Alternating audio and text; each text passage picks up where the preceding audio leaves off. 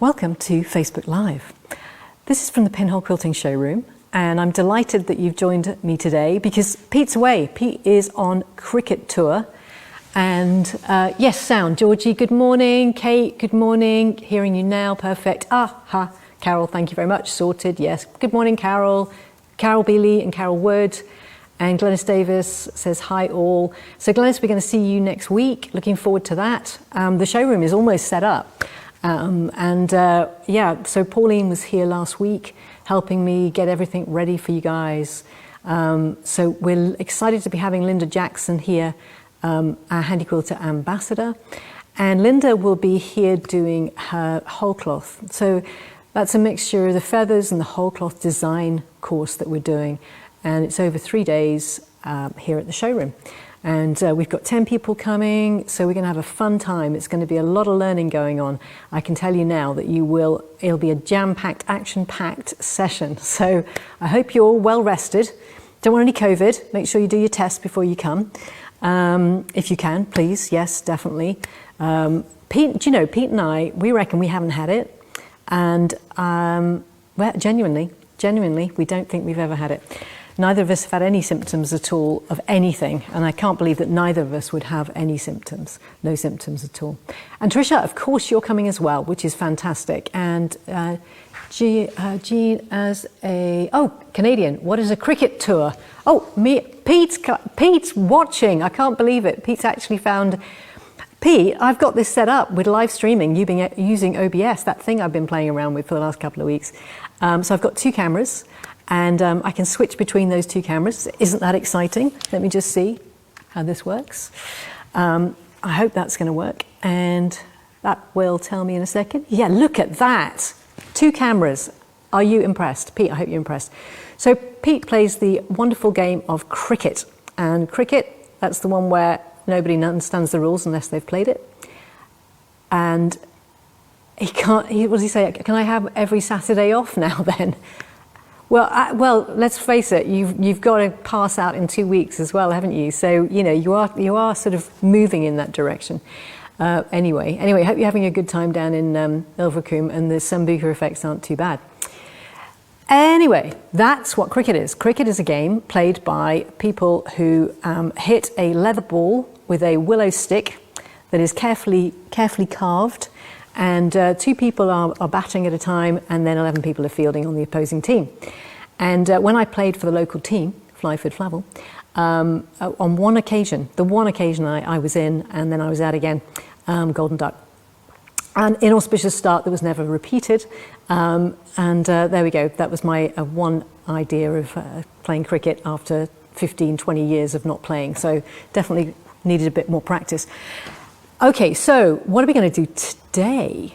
Well, we've got, as I said, the class all set up, but I thought it'd be useful. We've had a lot of Moxie customers, many of whom haven't been to our showroom to get the foundation training.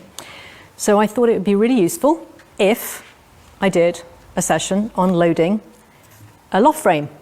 And it's just really useful to sort of understand some of the differences between the frames as well. So I'm going to cover that too. What we've got here is, it's actually a cut down version. This is a 6-foot frame. We cut it down so we can get it in our trailer. And we've got cogs and stoppers at the ends. We've got cloth leaders mounted onto the 3 rails that take the various bits of fabric. There is another rail, which is the one under the take-up rail. So we've got take-up rail here. This is where your quilt ends up. Fully quilted, beautifully quilted, and which is why you got your quilting frame. And then we've got what we call the idler bar, the lazy bar, or the dead bar, depending on where you come from, however you want to do it. Whatever you want to call it, you can call it that. It doesn't do anything, but it does do something. It is a 4-rail system, and what that does is it keeps this to here nice and flat. This loft frame is set up in what we call the low position, and that is similar to on the studio frames clear view. That means that we've got our backing fabric on here and we've got our top fabric on here. So that's the second rail in takes the backing, the wadding goes between the first and second rails, and our top fabric is on the front rail. Now the reason why we like this position and why when people get a Moxie we recommend that they set it up in the low position is that we love the cameras. No, Pete, you can't, absolutely. Yeah, Pete's, Judy, well, you know all about cricket. Sorry, I got diverted. Yeah, David and Judy. David, her husband, is a cricket guy, and he's got the right sense of humour for it, definitely. So the thing about the setups of this is you can be in high or low. If you go onto the Built app, it shows you how to do it in high. However, we prefer this. If you've got a ruler, it goes out straight over the top of this and it doesn't get hit by the bar, which would be in the high position. This is actually the top fabric and this is the backing fabric, and they're at slightly different heights. So we prefer this position because we like the clear view on the studio and gallery frames as well. And that was a relatively recent innovation for the Gallery 2 and Studio 2 frames. And you can have it in both modes as well on the studio frame. If you prefer it in the conventional, what they call the standard load, you can have that too. So what I'm going to do is just show you how to load a quilt frame. And we need pins. There are alternatives to pinning, but when you get started, and that's what this video is about, it's important that we show you how to begin your quilting, and you probably haven't got any other alternative methods for loading at this stage. So I've got my backing fabric. I will have marked the middle of the backing fabric, both at the top and the bottom. All right, and this goes like this. Okay, so I'm going to pin to the center of my backing fabric, and I start in the middle. I've marked the center of my cloth leader so that it's easy for me to pin this. Now, the thing is, I cut this off from the previous one. I'm just hoping I've got a nice straight edge there. Depends how straight my scissors were. All right, so we will find out. Might have to do a little bit of easing in.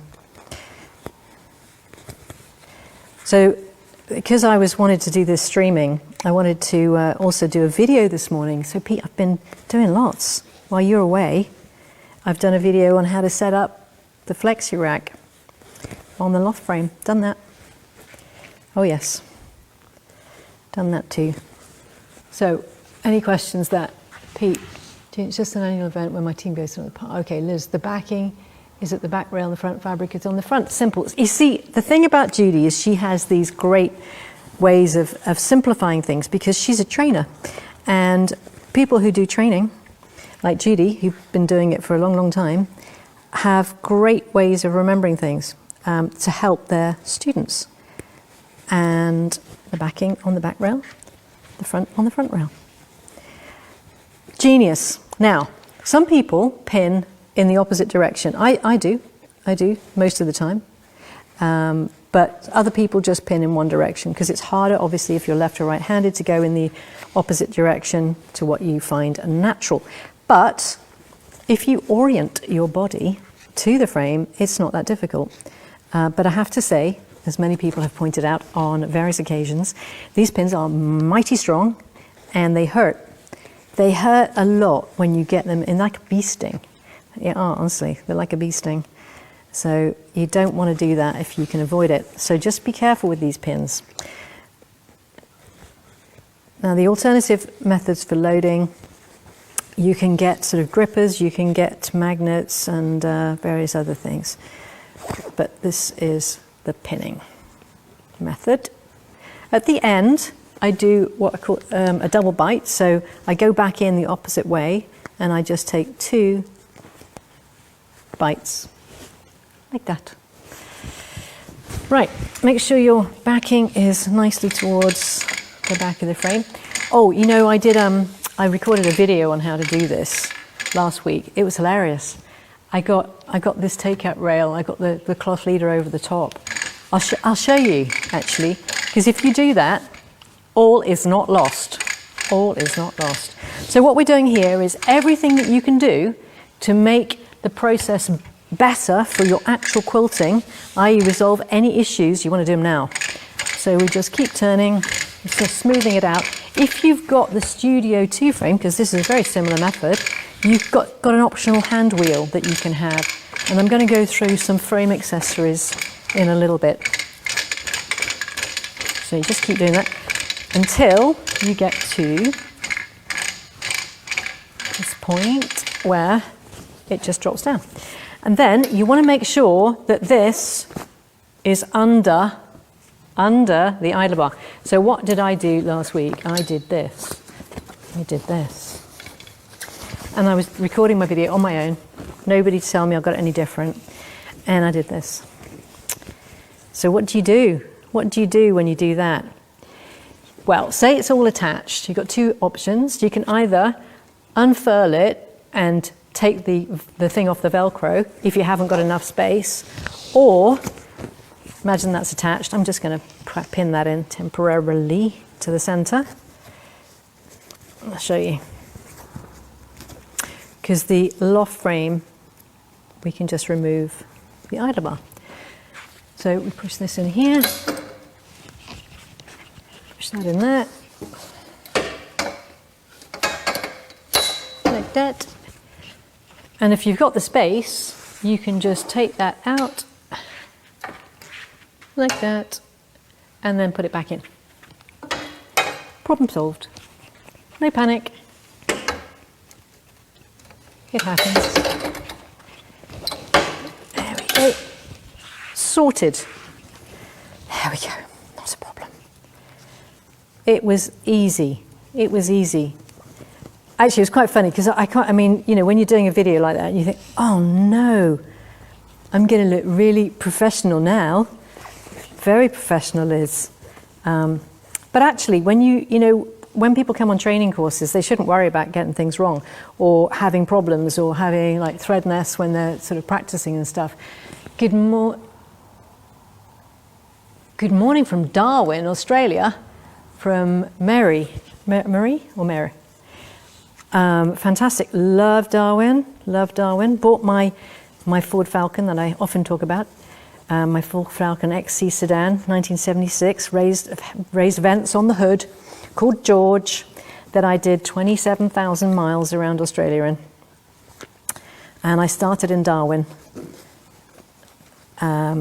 Went through the middle. This is with lovely guy Alan. He now lives in Australia. Anyway, Alan and we bought George up in Darwin, and we went through the middle, Ayers Rock, down to Adelaide, Coast Road, all the way around the coast,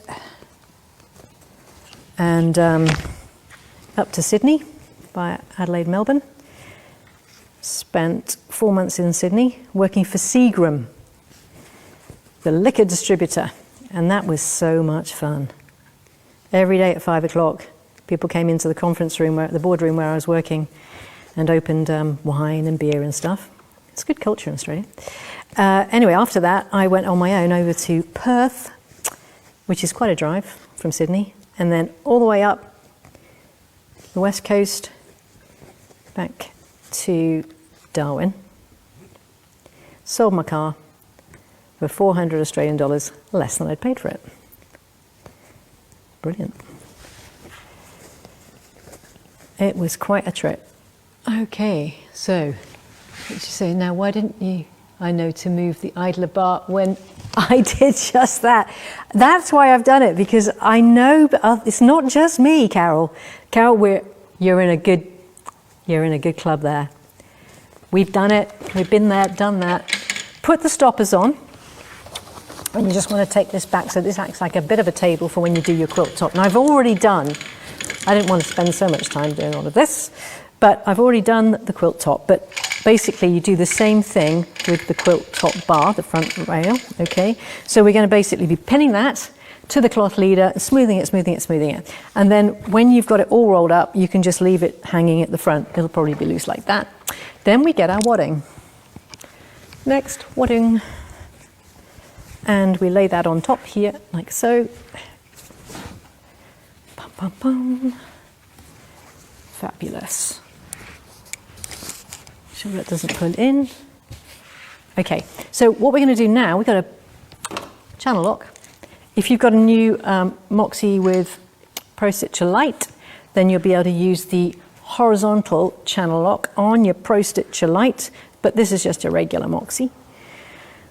So I might use I could use the glide foot. So I'm going to put it on the wheels. Now, You can't see what I'm doing. Down here are the 4 wheels for the carriage. The ones that are facing in this direction that go side to side, X, I'm putting a channel lock so that it stops the wheel from moving it. Am I doing that? No, I'm not. This, error. What she's doing is doing the wrong thing. Okay, so what I'm doing, is I'm putting the channel lock on the wheel on the carriage that stops it going forward to back. So I can go side to side. Oh, so much going on. That's my excuse. Right, pull up your bobbin thread. Okay, so what we want to do is get a nice straight line, a plumb line, that we can then bring the top fabric up to. This gives us a nice straight edge so that we can be sure that our quilt top is loaded square. All right, let's go. So do a few stitches at the beginning, and then away you go.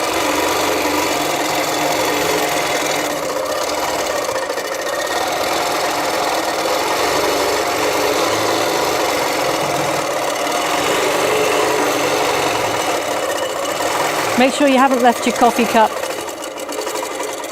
on the top. And it's not a table, just remember that. Oh, something just fell off. It's not a table, okay? Just remember, it's not a table. It was one of the clamps. What does Carol say now? Okay, hello. Carol Ann is from Darwin as well. You guys! You always learn more when things go wrong. Tricia, you are absolutely right. You always do. It's a life lesson, isn't it, to understand that actually getting things wrong is not a problem. I think as children, sometimes, you're taught not to get things wrong. It's not the way to learn, is it? Or as adults, we don't want to get things wrong. As you get older, you sort of have these fears. And it's like when you guys come to class, and I've sat in classes where I've thought, oh gosh, I better get that right. Particularly if I'm in a quilting class and anybody knows that I do Handi Quilter. I mean, no pressure, right? No pressure. Okay, so that's a nice straight edge, and I lie that on there. I put some pins in. I like to put them in diagonally. I did an installation, Pete and I did an installation with Stuart Hillard up at his place up in Goole, and we were doing this, going through the new setup. He's got a Studio 2 frame with an Amara and Pro Stitcher, and he'll be here doing the talk and trunk show next week after next. So that will be fun. And so anyway, when Stuart was doing it, it did them exactly like me, which I thought was really nice. Oh, is that my coffee? No, where's my coffee? What do I do with my coffee? Oh, somewhere here. There it is. Okay, I need a slurp of coffee. Pete, you weren't here to make my coffee. Now, what we do next, what I'd like to do next, is a wavy line within what will be the binding area. So that's on the top here of this line. So I just go along 6, 7, 8 stitches per inch.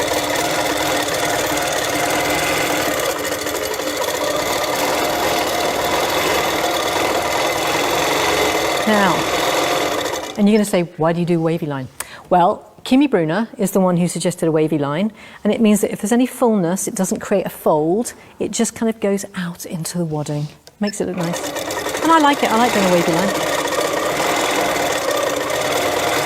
And you do want to do your edges down here, okay? You could do a wavy or you just do straight. Why not do it while you're here? No reason not to. And get my scissors. This frame isn't level. We've been leveling the frames for you next week because it's very irritating, but we keep moving this one around. Well, I do. I just moved it just now to get it in position for this. So I'll leave that one in place while I do that final basting. So one important thing once it's loaded is to make sure that you baste down the sides. I didn't do that on a recent demo piece, and I was really annoyed because what it did was it meant the edges had folded over. See, Liz, this is why you've got to do what you say to people. All right. Okay, so I've got that basted at the side as well. I can now attach my side clamps, and that is my quilt loaded. That wasn't bad, was it?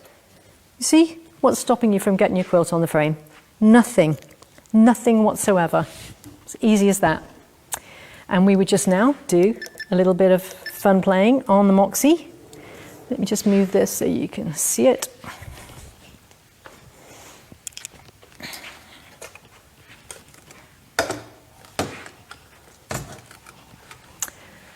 Okay, so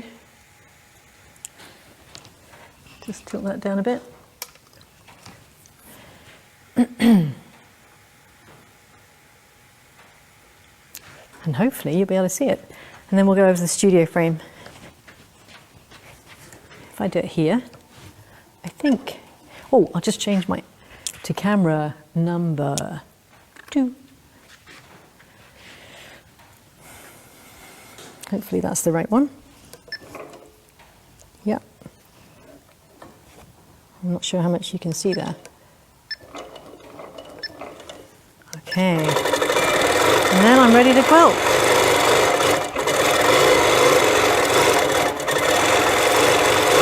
Okay, so that is my Moxie all set up. And what I'm going to do now is put you back onto camera number 1. Oh. No, not camera number 1. What did I do there?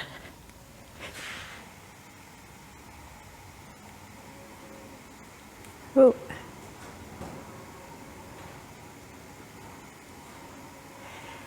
Okay, so only because I just pressed, instead of function button, I pressed back. So, right, that is, oh, why did it do that? Yeah, number 1. Okay, right, I'm just going to move this camera around. So I didn't want to make you all queasy. Let me see if I can do this. Like so. And I'm going to talk over here for a second. At the back of the Studio 2 frame. Function number 2. Yeah, okay. Hi from Jill and Penny in the caravan at a military show. Ah, fantastic. Hi Jill, hope your knee is better. Right, this is, I think I can just about see where that is. Let's just move you up a bit. Right, that should be me in shot now. I'll just check. Sorry, it is quite difficult not having. Yep, I've got my head in. Great. So this is the Studio 2 frame, and there are some things on this frame that I just wanted to share with you that you can get. I mean, particularly when people are new to a long arm, and they, like I had a lady here yesterday that I demoed the Amara to, absolutely loved it. She's gone ahead with it, which is fantastic. But there are things that you might want, and actually, Wendy, if you're watching, here's some extra things that we didn't talk about because they were in a bit of a rush because they've got to go to Silverstone. Can you imagine how brilliant that will be? Right, good luck. Yeah, so I hope that goes well. So there's a couple of things that are called the Bungee Grabbers. Now, at the edge of our quilt frame, I'm just going to move you so you can see this a little bit better. At the end of the quilt frame here, we've got grabbers for the edge, for the elastic at the end of the frame there. And what we get is the tension on these elastic. Okay, and ordinarily you have to force this in the end things quite firmly, but these Bungee Grabbers are an alternative, and they're just a lot easier.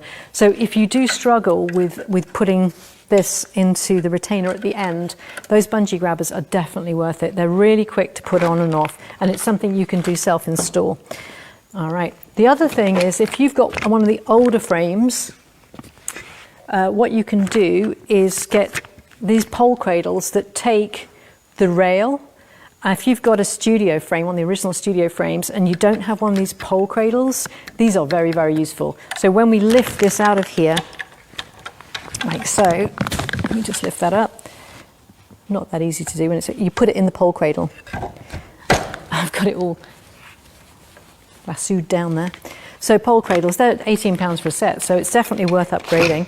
The other thing that we've got is the Handi hammock, and if you have pets, if you've got animals that like to make a little bed underneath your quilting frame in the wadding, and I'm thinking mostly here of Sharon, who lives locally, Aussie, her lurcher, rescue lurcher, has behavioural problems, quite a lot of behavioural problems initially, and he completely wrecked an entire roll of batting. But anyway, the Handi hammock keeps it up off the ground, and it's just really nice. It keeps it much neater, and it means that you can have a lot of wadding just stacked up under there, and it's kept well out the way. I've got one on this loft frame here.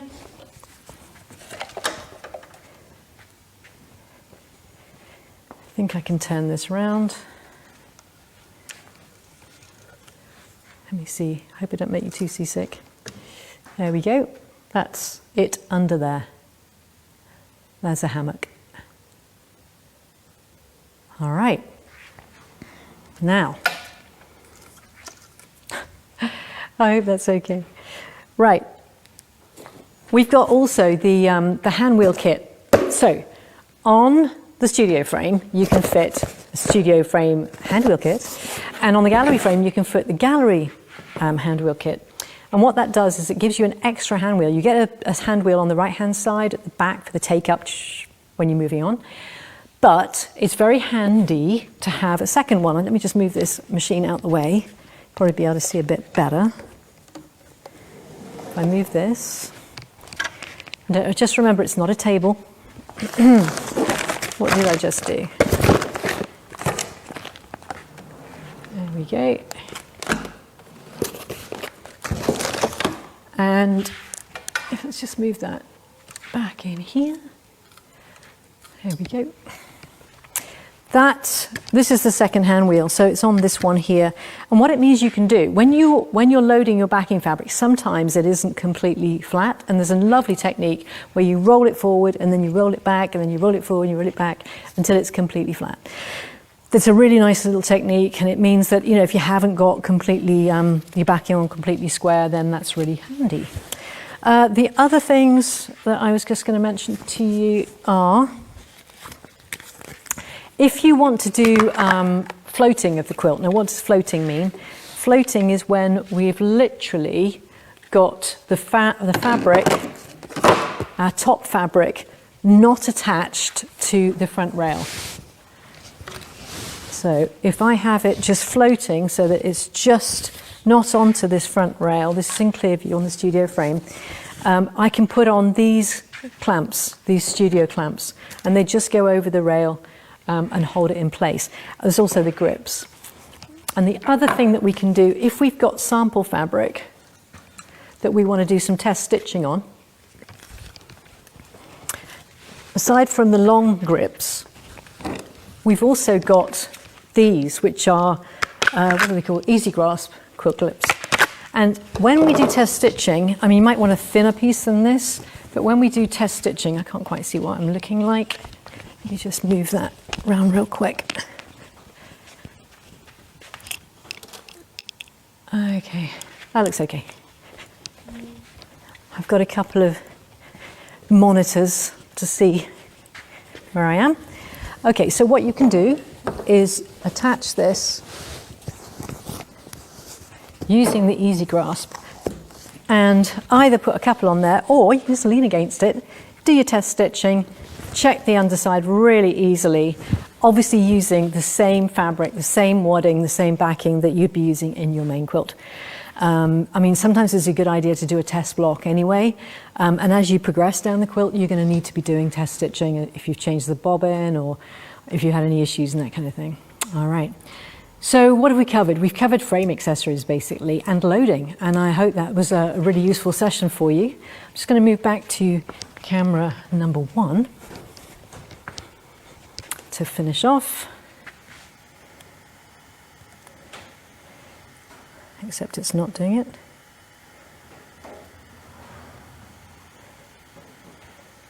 Oh, it's because I'm in Facebook. I do need it in here. Picture number 1.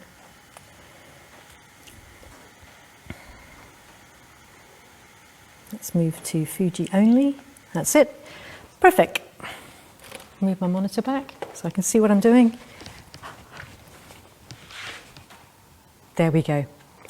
And I'm just going to, actually what I need to do, this is going to be useful for next time. I'm going to have one monitor with my Facebook on and one monitor with my camera on. So I'm sorry I've been moving around a bit, but it is actually quite tricky with just one person, Pete. What's anybody say? Mary Davis, a late hello from Mollington. Hi, Susan found us. Yes. I'm really sorry about that, Susan. It was very confusing. It had like a do a test video. So I did that, closed it, and then it said it had been done and the streaming key was no longer valid. So I don't know what happened with that.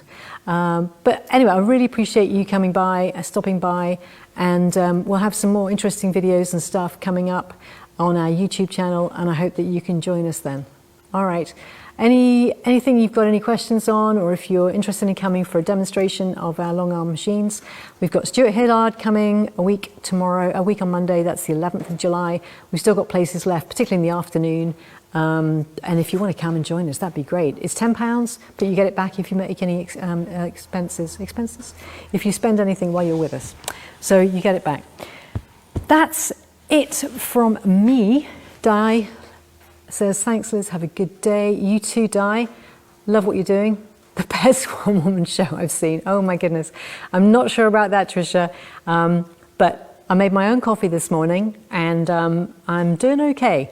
This is the first time I've done it this way, and I think it's going to be the way that we go in the future rather than using our phones. So hopefully we don't have some of the problems that we normally do. Lindsay says, great stuff, Liz. A great session this morning. Have a lovely weekend. Thank you very much, Lindsay. Always good to have you on here.